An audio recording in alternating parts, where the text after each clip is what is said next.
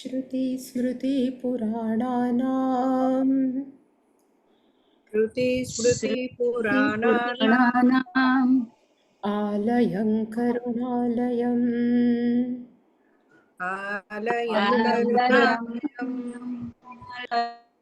नमामि भगवत्पादम् नमामि भगवत्पादम् शङ्करं लोकशङ्करम् शङ्करं लोकशङ्करम् शङ्करं शङ्कराचार्यम् शङ्करं शङ्कराचार्यम् केशवं बादरायणम् केशवम् केशवनारायणम् सूत्रभाष्यकृतो वन्दे सूत्रभाष्यकृतो वन्दे भगवन्तौ पुनः पुनः भगवतो भगवन्तो पुनः पुनः ईश्वरो गुरुरात्मेति भगवन्तौ ईश्वरो गुरुरात्मेति मूर्तिभेदविभागिने मूर्तिभेदविभागिने व्योमवद्व्याप्तदेहाय व्योमवद्व्याप्तदेहाय देहाय दक्षिणामूर्तये नमः। दक्षिणामूर्तये नमः। गुकारस्त्वन्धकारो वै गुकारस्त्वन्धकारो कारो वै वै ऋकारस्तन्निवर्तकः ऋकारस्तन्निवर्तकः अन्धकारनिरोधित्वात् अन्धकारनिरोधित्वात् गुरुरित्यभिधीयते। गुरुरित्यभिधीयते यभिधीयते। सदाशिवसमारम्भाम् सदाशिवसमारम्भाम् सदाशिवसमारम्भाम् शङ्कराचार्यमध्यमाम् शङ्कराचार्यमध्यमाम् अस्मदाचार्यपर्यन्ताम् अस्मदाचार्यपर्यन्ताम् अस्मदाचार्यपर्यन्ताम् वन्दे गुरुपरम्पराम् वन्दे वन्दे गुरुपरम्परा गुरुपरम्पराम्। ॐ सहना भवतु ॐ सहना सहना भवतु। सहनौ भुनक्तु सहनो सहनौ भुनक्तु भुनक्तु सह वीर्यङ्करवावहै सह वीर्यं करवावहै करवावहै। तेजस्विनावधीतमस्तु मा विद्विषावहै तेजस्विनावधीतमस्तु महा तेजस्विनावधीतमस्विद्विषावहै। विद्विषावहै ॐ शान्ति शान्ति शान्तिः ॐ ॐ शान्ति शान्ति शान्ति शान्तिः। ॐ आप्यायन्तु ममाङ्गानि वाक्प्राणश्चक्षुश्रोत्रमथो बलमिन्द्रियाणि च सर्वाणि ॐ वाक्यायन्तु आप्यायन्तु मम मम ज्ञानि वाक्प्राणचक्षोत्रमतो बलमेन्द्रियाणि च सर्वाणि इन्द्रियाणि च सर्वाणि। सर्वं ब्रह्मोपनिषदम् सर्वं सर्वं ब्रह्मोपनिषदम् ब्रह्मोपनिषदम्। माहं ब्रह्म निराकुर्याम् माहं महं ब्रह्म ब्रह्म निराकुर्याम् निराकुर्याम्। मा ब्रह्म निराकरोत् मा ब्रह्म ब्रह्म निराकरोत् निराकरोत् अनिराकरणमस्वनिराकरणं मे अस्तु निराकरणमस्त्वनिराकरणमे निराकरणमे अस्तु अस्तु तदात्मनि निरतेय उपनिषत्सु धर्मास्ते मयि सन्तु ते मयि सन्तु तदात्मनिरतेय निरतेय उपनिषत्सु उपनिषत्सु धर्मास्ते धर्मास्ते मयि मयि सन्तु सन्तु ते मयि ते मयि सन्तु सन्तु। ॐ शान्ति शान्ति शान्तिः ॐ शान्ति शान्ति शान्ति शान्तिः।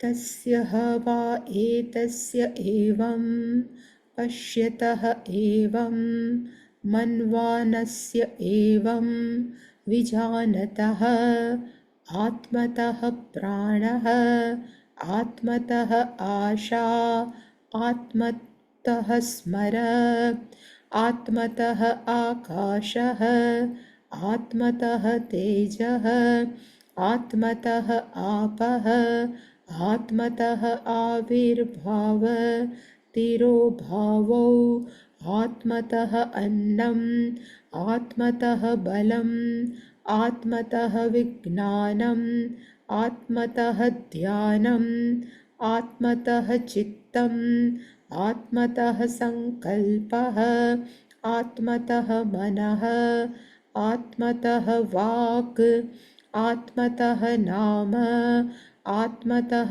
मन्त्राः आत्मतः कर्माणि आत्मतः एव इदं सर्वम् इति तद् एषः श्लोकः न पश्यः मृत्युं पश्यति न रोगं न उत दुःखतां सर्वं ह पश्यः पश्यति सर्वम् आप्नोति सर्वशः इति सः एकधा भवति त्रिधा भवति पञ्चधा सप्तधा नवधा च एव पुनः च एकादशः स्मृतः शतं च दश च एकश्च सहस्राणि च विंशति आहारशुद्धो सत्त्वशुद्धो ध्रुवा स्मृतिः स्मृतिलम्भे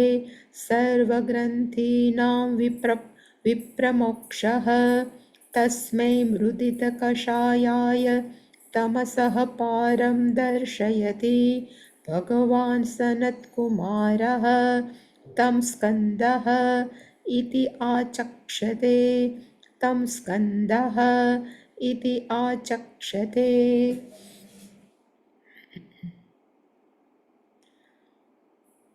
છેલ્લો ખંડ 7મા અધ્યાયનો છેલ્લો ખંડ અને એનો પહેલો મંત્ર ગઈકાલે આપણે જોયો કે જેણે આત્માઓને વ્યવસ્થિત રીતે જાણ્યો છે, જેણે વ્યવસ્થિત રીતે મનન કર્યું છે અને જેણે આત્મસાત કર્યો છે એ વ્યક્તિ માટે આત્મા છે એ જ પ્રાણ છે, આત્મા થકી આશા છે, આત્મા થકી સ્મૃતિ છે, આત્માથી આકાશ, આત્માથી તેજઃ નો અર્થ થાય અગ્નિ તત્વ, આત્મામાંથી આપહ એટલે કે જલ તત્વ છે, આત્મતઃ આવિર્ભાવ તિરોભાવ નો અર્થ થાય આત્મા થકી જ જગતનો આવિર્ભાવ થાય છે, આત્માથી જ જગતનો તિરોભાવ, આત્મતઃ અન્નમ, અન્નમનો એક અર્થ થાય પૃથ્વી તત્વ અને અન્નમનો એક અર્થ થાય અન્નમ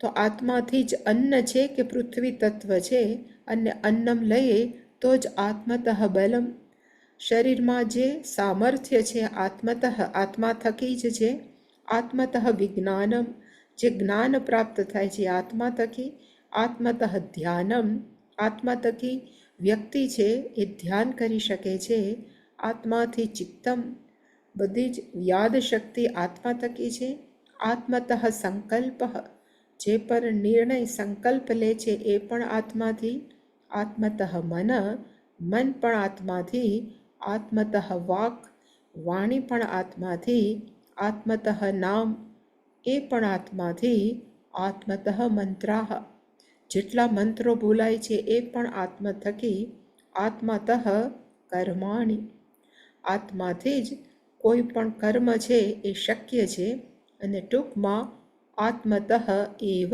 ઇદમ સર્વમ જે પણ વ્યવહાર થાય છે એ બધો જ વ્યવહાર છે આત્મા થકી જ ચૈતન્ય તત્વ થકી જ થાય છે. અને છેલ્લો મંત્ર જે આપણે કાલે જોતા હતા એ આપણે જોઈએ તો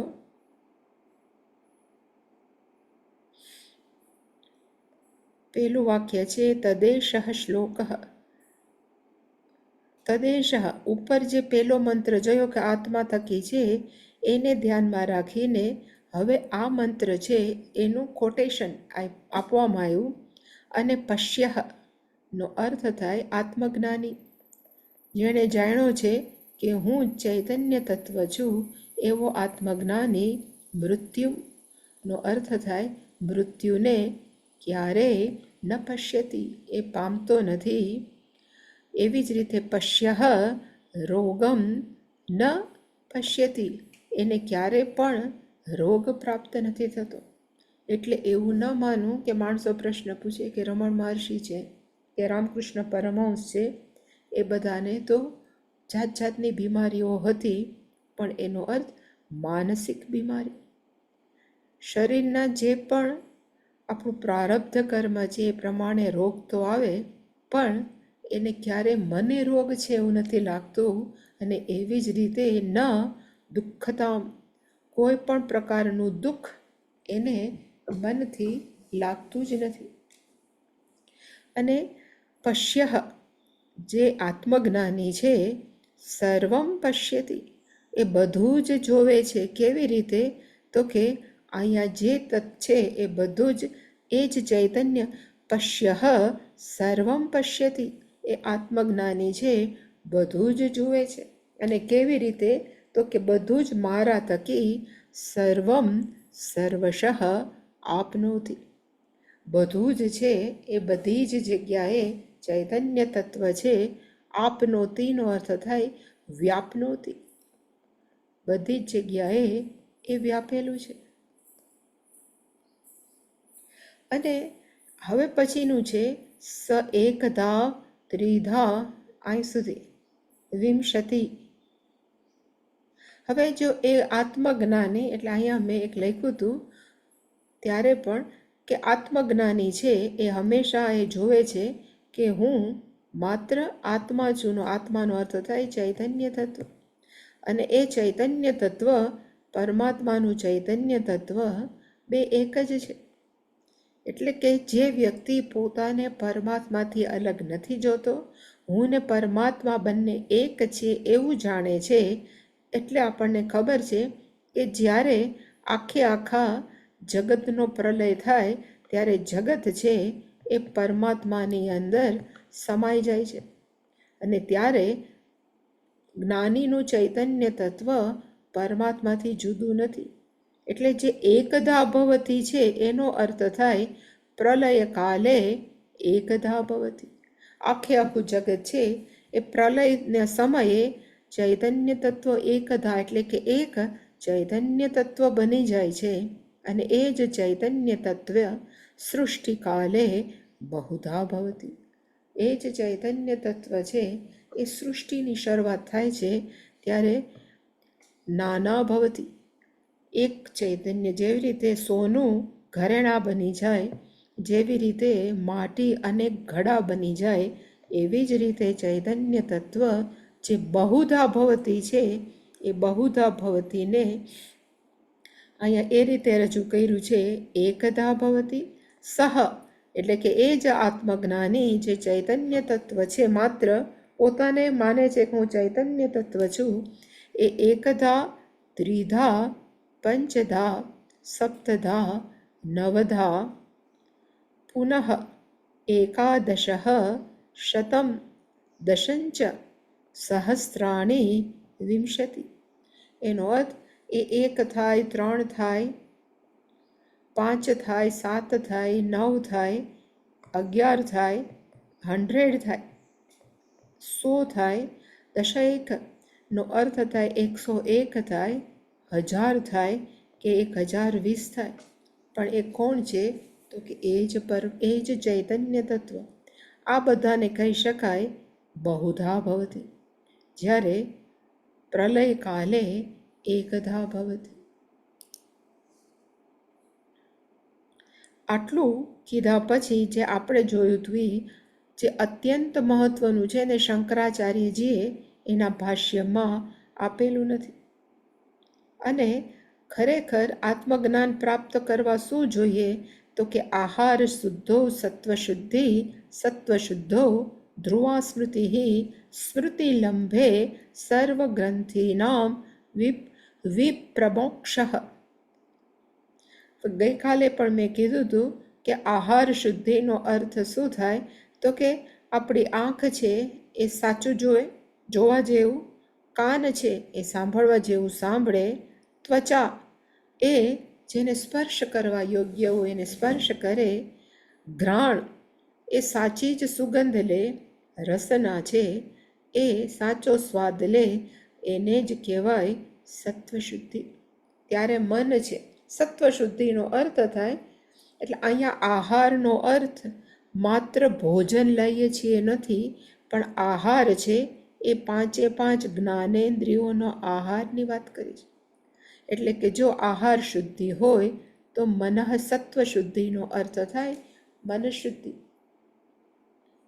મન શુદ્ધિ હોય તો જ આપણે જે પણ અભ્યાસ કર્યો છે, જે પણ જ્ઞાન પ્રાપ્ત કર્યું છે, એ આપણા મનની અંદર ધ્રુવાનો અર્થ થાય કાયમ માટે, પરમેનન્ટ. આપણે અત્યારે જ્ઞાન ક્યારેક ક્યારેક યાદ આવે છે. અહીંયા ધ્રુવનો અર્થ થાય અચલિત, હંમેશા કાયમ માટે આપણા મનમાં રહે. ધ્રુવાનો અર્થ થાય કાયમ માટે.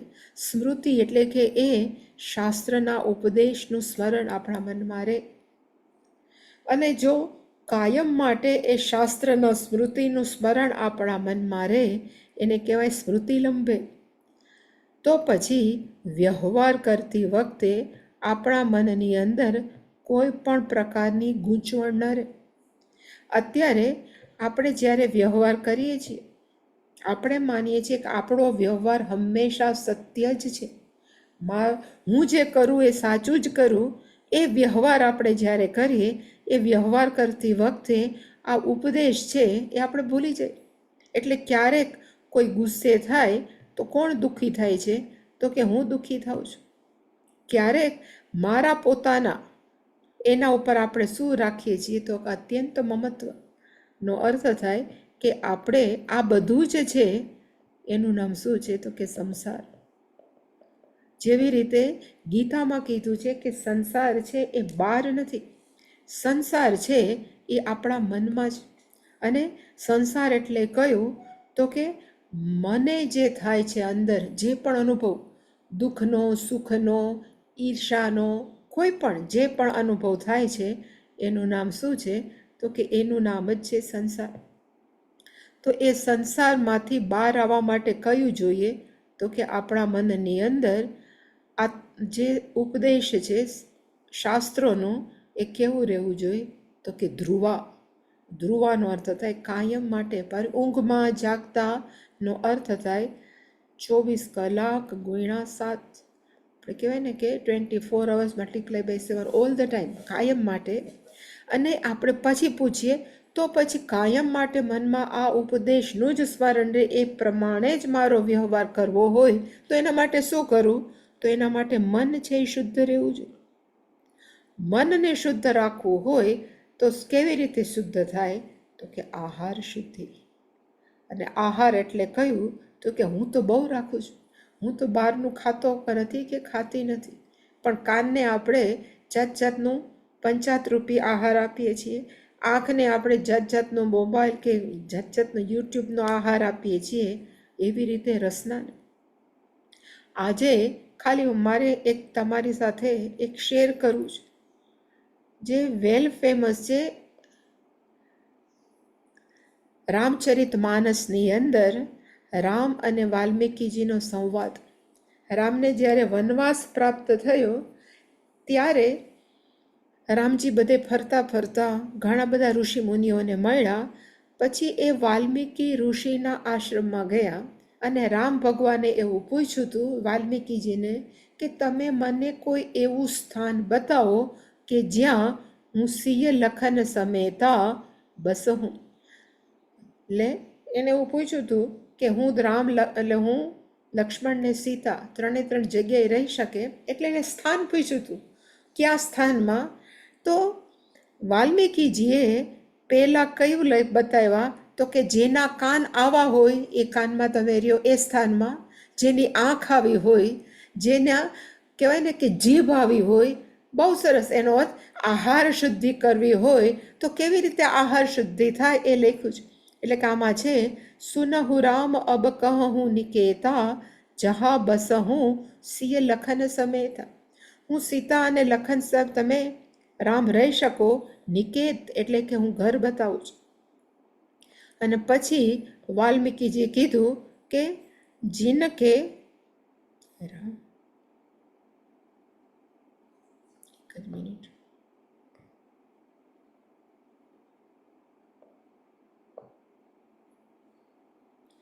जिनके श्रवण समुद्र समाना कथा तुमरी सुभग सरी नाना. જેના કાન છે એ કેવા છે? તો કે દરિયા જેવા, જે હંમેશા દરિયાની અંદર ગમે એટલી નદીઓ વહે એ ક્યારેય છલકાતો નથી. એવી જ રીતે જેના કાનની અંદર માત્ર તમારી કથા સાંભળવાનું જ મન હોય તો એ કાનની અંદર તમે વસવાટ કરો. પછી એવી જ રીતે લોચન, જેની આંખ કેવી હોવી જોઈએ? તો કે ચાતક જીન કરી રાખે રહી દરસ જલધર અભિરાશે. એટલે એનો અર્થ તમારી આંખ કેવી હોવી જોઈએ? તો કે જેની આંખ, ચાતક પક્ષી છે એ હંમેશા સ્વાતિ નક્ષત્રનું આપણને ખબર છે કે વરસાદનું પાણી પીવે. એવી જ રીતે જેની આંખ છે એ ચાતક પક્ષી જેવા હોય, જેના મનમાં એક જ હોય કે હું કેવી રીતે ઈશ્વરના દર્શન કરું. એવી રીતે આંખ હંમેશા ઈશ્વરના દર્શન શોધતી હોય, એવી આંખની અંદર તમે વસો. પછી એવી જ રીતે નિદરહી સરિત સિંધુ સર ભારી રૂપ બિંદુ જલ હોય સુખારી. એવી જ રીતે એટલે કે એ કોઈ પણ નદી નાળામાં રસ નથી જેને માત્ર તમારા રૂપની અંદર રસ છે. એની હૃદય સદન સુખદાયક, એવા હૃદયના અંદર તમે ભગવાન રહ્યો. પછી જેની જીહવા, આપણે કહીએ ને જેની જીભ કેવી હોવી જોઈએ? તો કે માત્ર રામના ગુણગાન. પછી અહીંયા રામ છે, તમે આપણને જે પરમાત્મા પ્રિય હોય, પછી કૃષ્ણ છે, શિવ છે, ગમે જેના જીભ ઉપર આવી જ રીતે રામ જપ કે પરમાત્માનો જપ ચાલુ હોય, બસ હું હિયતાસુ, એના હૃદયમાં તમે કરો. એવી જ રીતે તુમ હિ નિવેદિત ભોજન કરી, તમને ધરાવીને જ બધું વાપરે. પ્રભુ પ્રસાદ પટ ભૂષણ ધરહી, જે પણ પ્રસાદ હોય, નૈવેદ્ય હોય, વસ્ત્ર હોય, ઘરેણા હોય, પેલા ઈશ્વરને ધરે ને પછી પોતે વાપરે. પછી એવી જ રીતે આમાં ઘણું લાંબુ છે. પછી જેના ચરણ છે એ તીર્થ યાત્રા કરે, જેનું જીભ છે એ મંત્રનો જપ કરે, એના હૃદયમાં તમે વસો. એવી જ રીતે જે હંમેશા વિપ્રને અને બધાને બહુ દાન આપે, એના હૃદયમાં તમે વસો. માત્ર એમ જ કે સબહુ કરી માં ગહી એક ફલ રામ ચરણ રતિ હોવું, જે એમ જ માગ્યા કરે કે મને ઈશ્વર ઉપર જ પ્રેમ થાય, એના મન મંદિરમાં તમે વસો. એવી જ રીતે જેના મનની અંદર કામ ન હોય, ક્રોધ ન હોય, મદ માન ન મોહા, લોભ, ક્ષોભ, રાગ, કપટ, દંભ, એના હૃદયમાં તમે વસો. એવી જ રીતે જે વ્યક્તિ માટે તમે જ સ્વામી છો, તમે જ સખા છો, ફ્રેન્ડ છો, તમે જ પિતા, તમે જ માતા, તમે જ ગુરુ, એના મન મંદિરમાં તમે વસો. જે પોતાનું જીવન આમાં જેમ લખ્યું છે એવી રીતે રહે ને તો સત્વ શુદ્ધિ, એને કહેવાય આહાર શુદ્ધિ.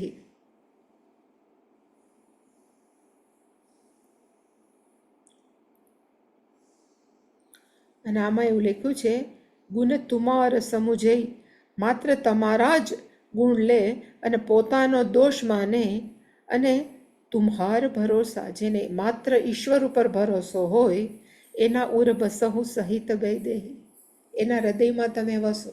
એટલે માણસ એમ કે આહાર શુદ્ધિ કેમ કરવી, તો રામ અને વાલ્મીકીનો, અહીંયા મને ટાઈમ નથી એટલે હું ડિટેલમાં ન જઈ શકું, પણ આ રામ અને વાલ્મીકીનો સંવાદ છે. આવું કેટલુંય કીધું, પણ છેલ્લે કીધું ચિત્રકૂટમાં જઈને વસો, સ્થૂળ શરીરે, પણ આવી રીતે બધાના મનમાં તમે વસો. જો આવી રીતે મનમાં વસે તો એને શું કહેવાય, તો કે એને કહેવાય આહાર શુદ્ધિ. અને એકવાર આહાર શુદ્ધિ થઈ જાય તો પછી ભગવાન છે એ તો અંદર છે જ, બતાવવાના છે. વધારે સૌથી મહત્વ કઈ જગ્યાએ છે, તો કે મહત્વ છે આહાર શુદ્ધિ. અને આહાર એટલે આ બધું, આપણે પાંચે પાંચ જ્ઞાનેન્દ્રિયોને કેવું ભોજન આપવું, કેવું જોવું, કેવું બોલવું, કેવું વિચારવું, કેવું સાંભળવું, કેવો સ્પર્શ ગ્રહણ કરવામાં એક સુગંધ છે, કેવી સુગંધ લેવી, એ બધું જ જે વિચારીને કરે એને કહેવાય આહાર શુદ્ધિ. તો પછી સહજ રીતે મન શુદ્ધિ થાય. મનની અંદર ક્રોધ આવે, આપણે આવવા ન દઈ. આપણા મગજની અંદર કોઈનો દ્વેષ થાય, ઈર્ષા થાય, આપણે આવવા ન દઈ, તો એને કહેવાય આહાર શુદ્ધિ.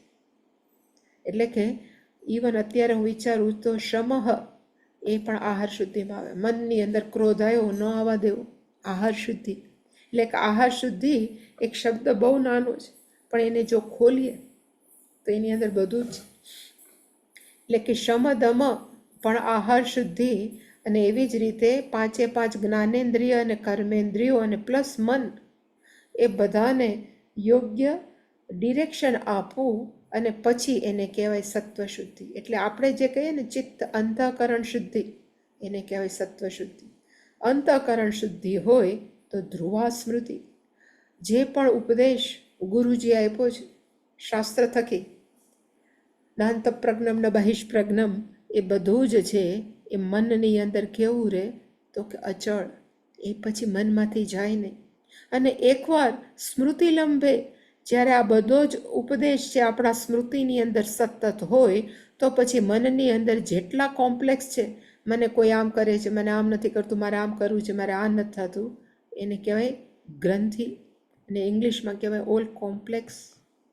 અને કોમ્પ્લેક્સ છે એનું નામ જ સંસાર છે. અને એનાથી શું થાય, તો કે મોક્ષ. એટલે કે આવી રીતે સનત કુમારે નારદજીનું શું કર્યું, તો કે આવી રીતે સત્વ શુદ્ધિ કરીને મોક્ષ આપ્યો. અહીંયા લખ્યું કે ધ્રુવા સ્મૃતિ સ્મૃતિ લંબે સર્વગ્રંથિ નામ પછી મોક્ષ વિશેષેણ પ્રકર્ષેણ મોક્ષ. વિશેષેણ વિશિષ્ટ રીતે, પ્રકર્ષેણ સારી રીતે, બધી ગ્રંથિમાંથી શું મળે, તો કે છુટકારો. મોક્ષનો અર્થ થાય છુટકારો. અને કોને છુટકારો આપ્યો, તો કે હવે કે છે, એક જ મિનિટ,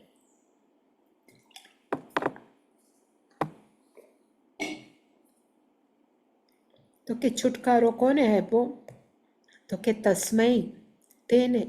અને તેને એટલે કોને, તો કે મૃદિત કષાયાય. મૃદિતનો અર્થ થાય નાશ, કષાયનો અર્થ થાય અંદરનો મેલ, અંતઃકરણનો મેલ એને કહેવાય કષાય. અને નારદજી કેવા હતા તો કે મૃદિત કષાયાય. તસ્મૈ મૃદિત કષાયાય નારદાય તમસઃ પારમ દર્શયતિ. કોણે તો કે ભગવાન સનતકુમાર.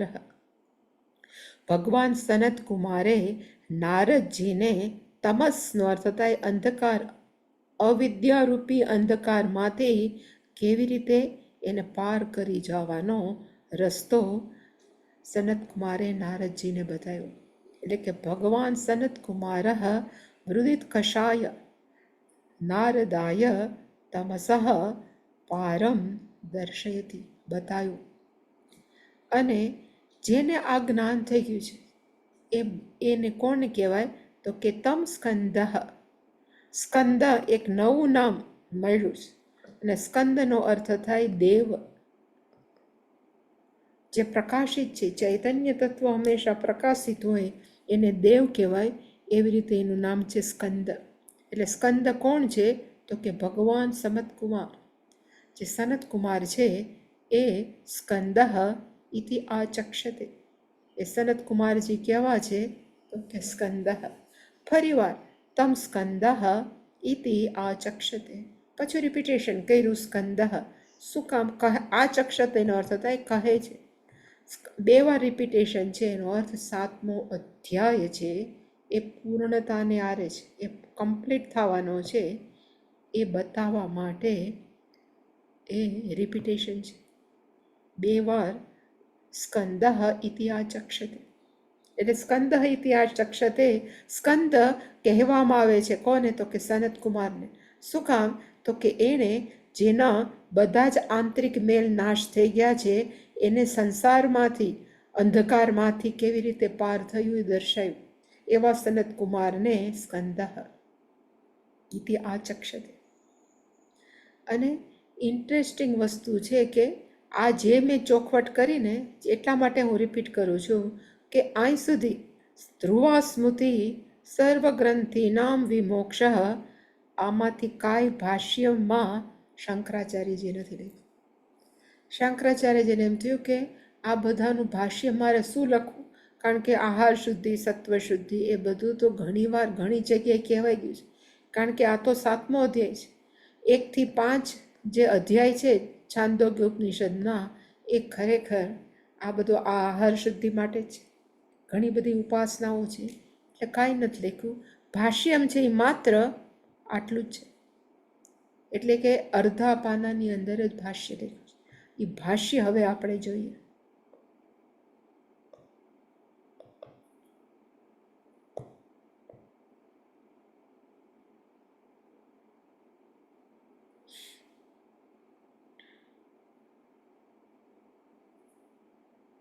એટલે શંકરાચાર્ય કીધું સર્વમ શાસ્ત્રાર્થમ અશેષતઃ ઉક્તવા.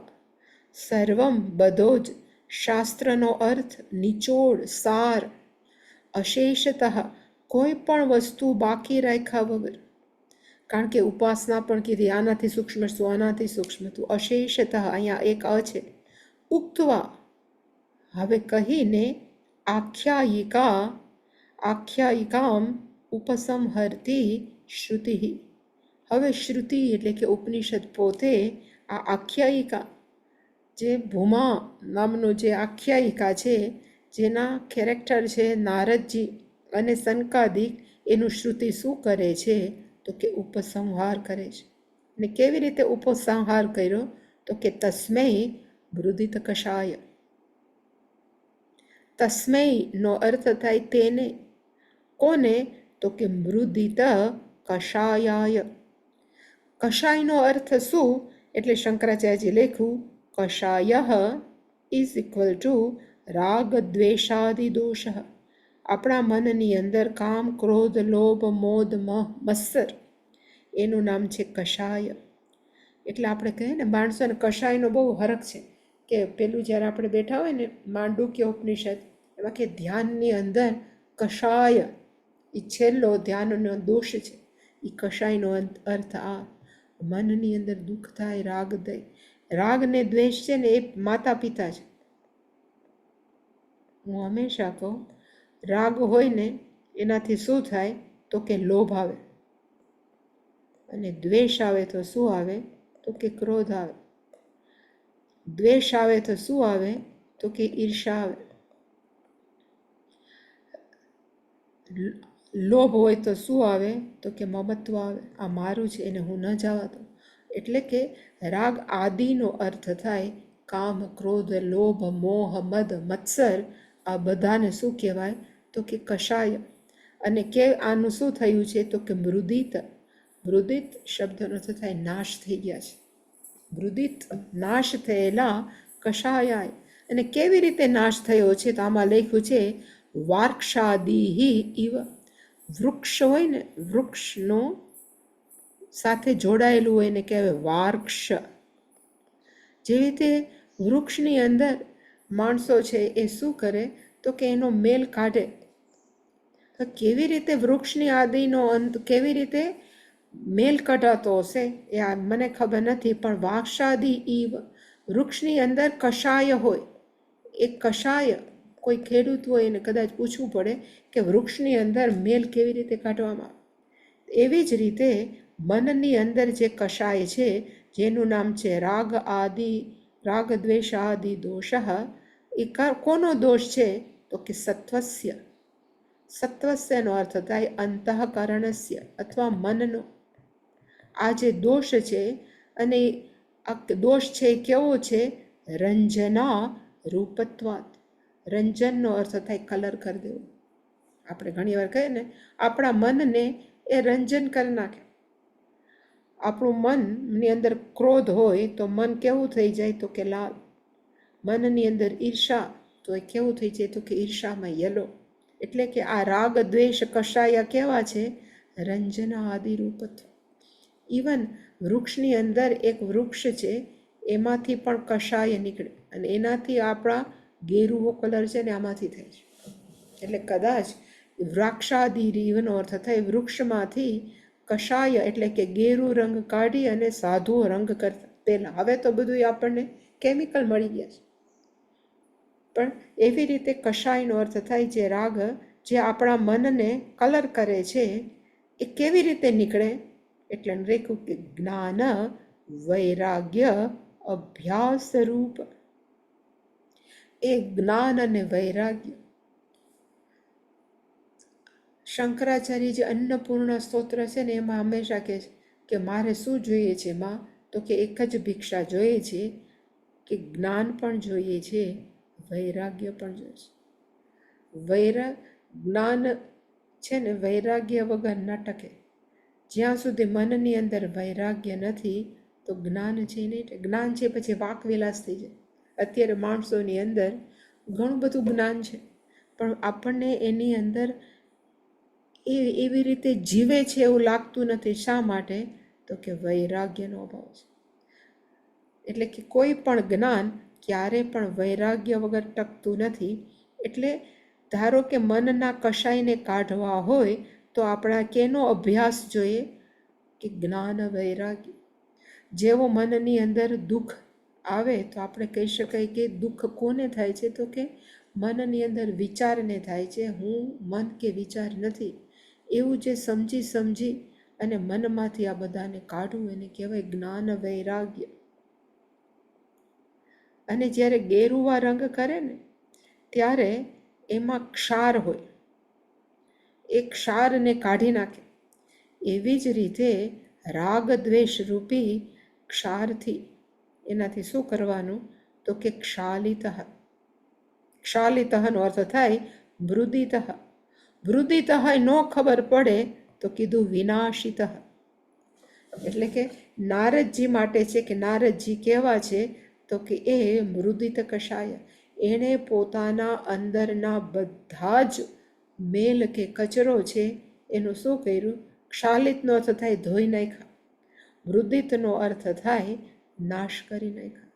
જેવી રીતે કલર કરે ને જ્યારે ગેરુવો રંગ કરે સાધુઓનો ભગવો રંગ ત્યારે એમાંથી ક્ષાર કાઢી નાખે અને માત્ર કલર જ રહે. એવી જ રીતે જ્ઞાન વૈરાગ્ય છે એ ક્ષાર વડે એણે શું કર્યું? તો કે અંતઃકરણનો મેલ કાઢી નાખ્યો. અને કોણે? તો કે નારદસ્ય, નારદજી મહારાજ, દેવર્ષિ નારદે પોતાના મનના મેલની અંદર આ છે એ બધું કાઢી નાખ્યું. રુદિત કષાય અને નારદસ્ય તસ્મૈ, કારણ કે મંત્રની અંદર ખાલી તસ્મૈ રુદિત કક્ષાય એટલે કે નારદજી કેવા છે? યોગ્યાય. યોગ્યનો અર્થ થાય અંતઃકરણ શુદ્ધ થયેલો શ્રેષ્ઠ વિદ્યાર્થી. એવા જે યોગ્ય છે, જ્ઞાન પ્રાપ્તિ યોગ્ય. ફરીવાર વૃદિત કષાયાય, એ નારદજી છે જેના બધા જ આંતરિક ક્લેશ છે એ નાશ પામ્યા છે. અને એવા નારદજીને તમસઃ, જે તમસઃ પારમ દર્શયતી, તો તમસઃનો અર્થ શું થાય? અજ્ઞાન. તમસઃ અવિદ્યાલક્ષણાત, જે અજ્ઞાન છે એ અંધકાર છે એ અવિદ્યાના લક્ષણવાળું છે, એમાંથી પારમ, એને પાર કરાયું. એમાં કોઈ હોડીમાં બેસીને પાર કરવાની જરૂર નથી. જેવું આત્માનો અંદરનો કચરો દૂર થયો ત્યારે જ જ્ઞાન થયું કે કોઈ વસ્તુ ક્રોસ કરવાની જરૂર નથી, હું જ એ છું. એટલે પરમાર્થ તત્વમ દર્શયતી, પરમાર્થ તત્વને બતાવવામાં આવ્યું. કોણે બતાવ્યું? તો કે સનત કુમારે નારદજીને. અને નારદજી કેવા છે? તો કે યોગ્યાય. નારદજી કેવા છે? તો કે મૃદિત કષાયાય. દર્શયતેનો બીજો અર્થ દર્શિતવાન, બતાવવાવાળા. કહ અસૌ, કોણે આ બધું બતાવ્યું? એટલે એણે કીધું કહ અસૌ, કો સૌ નથી પણ કહ અસૌ, આ બધું જ આપવાવાળું કોણ છે? કહ અસૌ એટલે મંત્રની અંદર લખ્યું છે ભગવાન સનત કુમાર. એમાં લખ્યું છે ભગવાન સનત કુમાર. એટલે હવે ભગવાન કોણ એની વ્યાખ્યા આપે આપણા શંકરાચાર્યજી, કે ભગવાન કોને કહેવાય?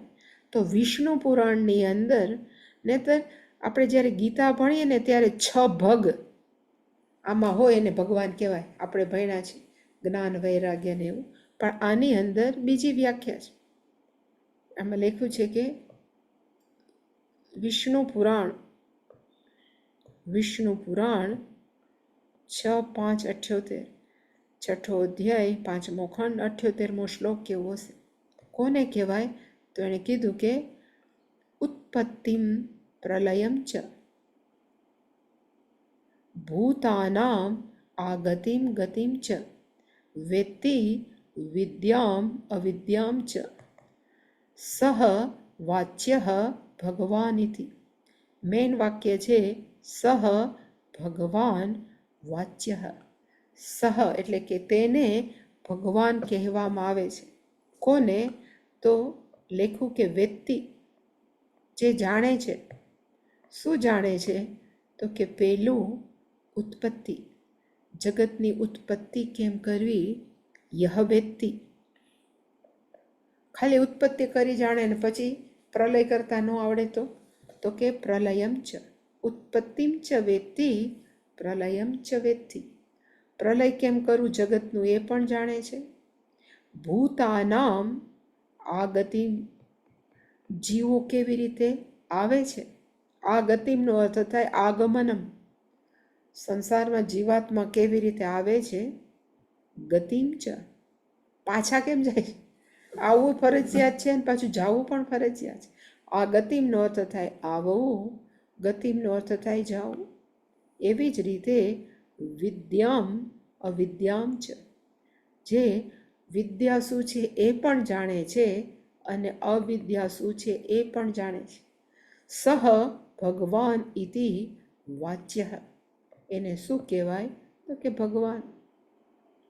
માણસ હંમેશા એમ માને કે ભગવાનને અવિદ્યા કેમ આવે, પણ ભગવાન છે એ બધાનું અધિષ્ઠાન છે. હંમેશા જેવી રીતે મેં કાલે પણ કીધું હતું કે સિનેમાનો સ્ક્રીન હોય, પડદો સ્ક્રીન છે, એની અંદર સારું પણ આવે અને ખરાબ પણ આવે, પુણ્ય પણ થાય ને પાપ પણ થાય. એવી જ રીતે પરમાત્મા શું છે? તો કે ચૈતન્ય તત્વરૂપી એક સ્ક્રીન છે, અધિષ્ઠાન છે, આધાર છે, બેઝ છે, સ્તંભ છે. એની ઉપર એને એના અધિષ્ઠાન વડે ત્યાં જ્ઞાન પણ છે, અજ્ઞાન પણ છે. ત્યાં જીવાત્મા આવે પણ છે, જીવાત્મા જાય પણ છે. તેમાં ઉત્પત્તિ પણ છે, પ્રલય પણ છે. બંને પાસા છે, ઉત્પન્ન થવું, નાશ થવું, જ્ઞાન અજ્ઞાન, આવવું આવાગમન, આવવાપણું, ગમનમ જવાપણું, જે બધું જ જાણે છે. વ્યક્તિનો અર્થ થાય યહ જાનાતિ, વ્યક્તિનો અર્થ થાય જે જાણે છે. સહ તે ભગવાન વાચ્ય, એનું નામ શું છે તો કે એને ભગવાન કહેવામાં આવે છે. અને સનત કુમાર કેવા છે તો લખ્યું કે એવમ ધર્મા સનત કુમાર. સનત કુમાર છે એ કેવા છે તો કે આવા ધર્મવાળા. કારણ કે સનત કુમાર પોતાને ઈશ્વરથી અલગ નથી માનતા. આપણને કે તમને કદાચ સનત કુમાર છે એ બ્રહ્માજીના માનસ પુત્ર છે. બ્રહ્માજીએ 4ની ઉત્પત્તિ કરી, આ સનકાદી ઋષિની, સનક સુજાતીય બધાની.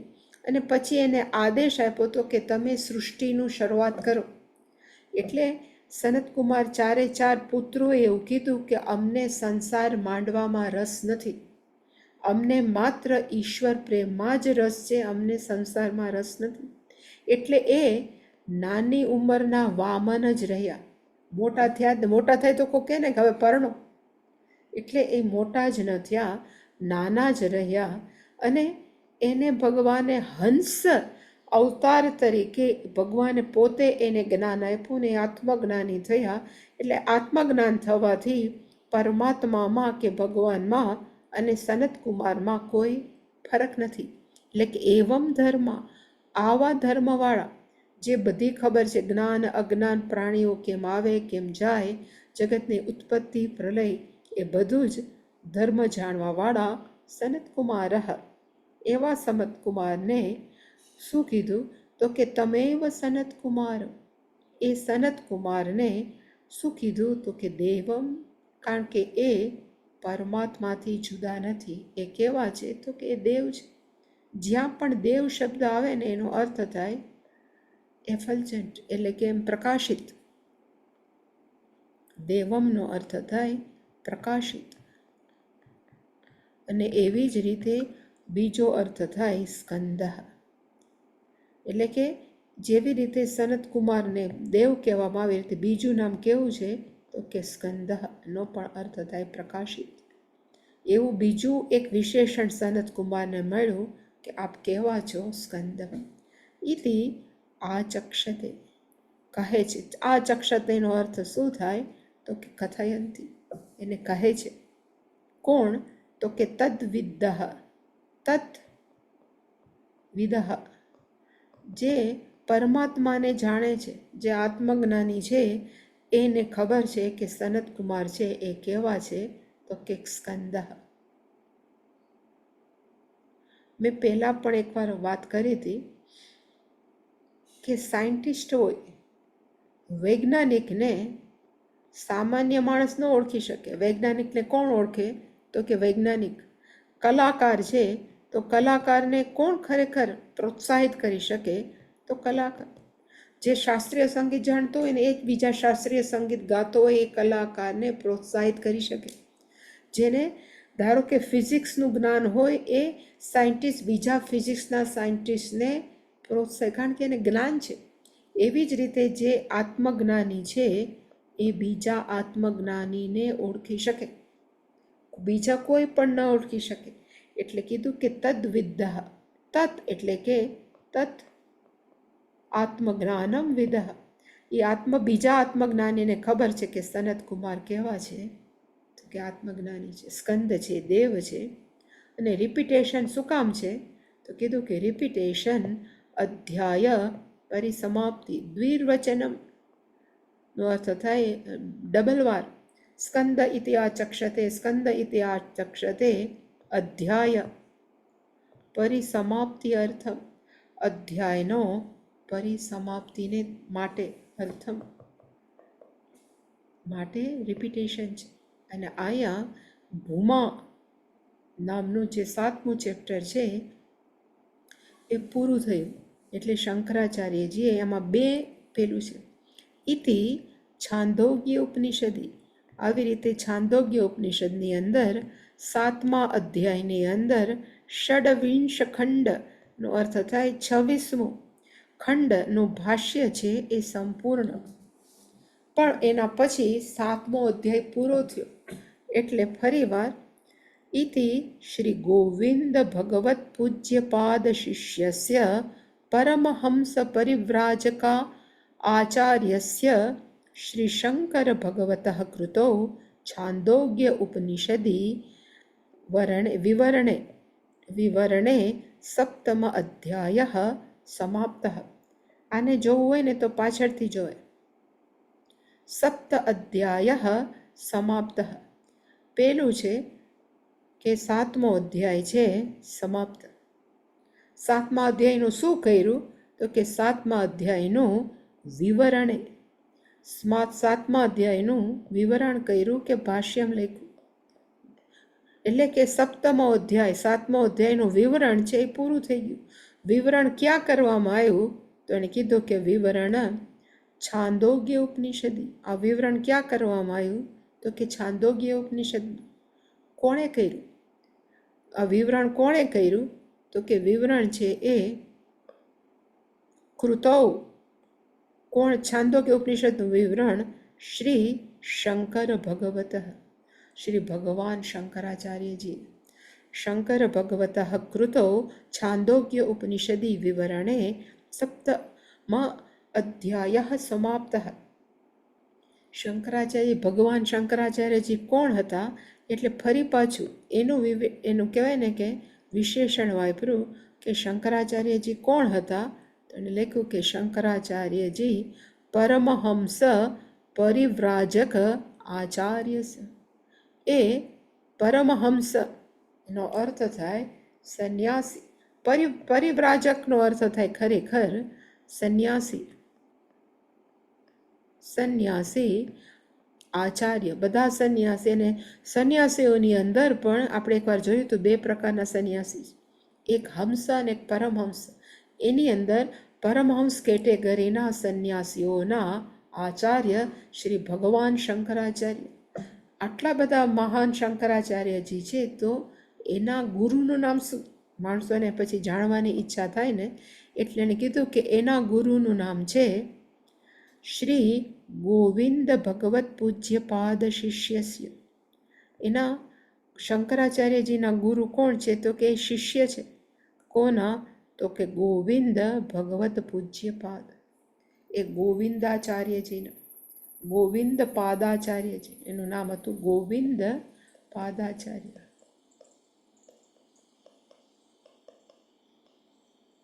એના શિષ્યનું નામ શંકરાચાર્યજીએ.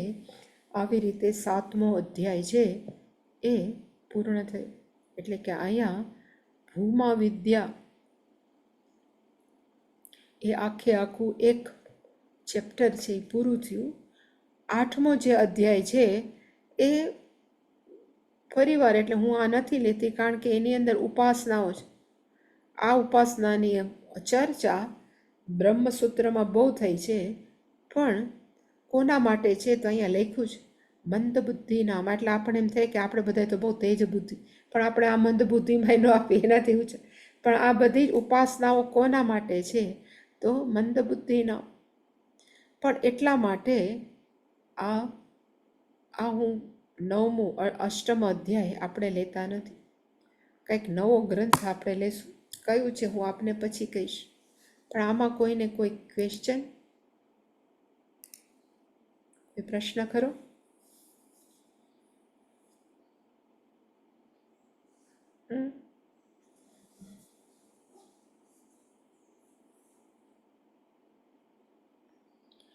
એક કહેવાય ને વણમાગી સલાહ આપું છું કે હમણાં શ્રાવણ મહિનો આવે છે ને શ્રાવણ મહિનો.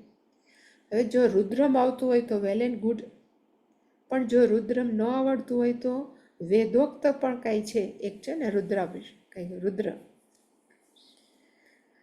જો રુદ્રાભિષેક આવડતો હોય તો રોજ રુદ્રાભિષેક ભલે ભગવાન શંકર હોય તો વેલ એન્ડ ગુડ, અભિષેક કરીને એક રુદ્રમનો પાઠ કરવો,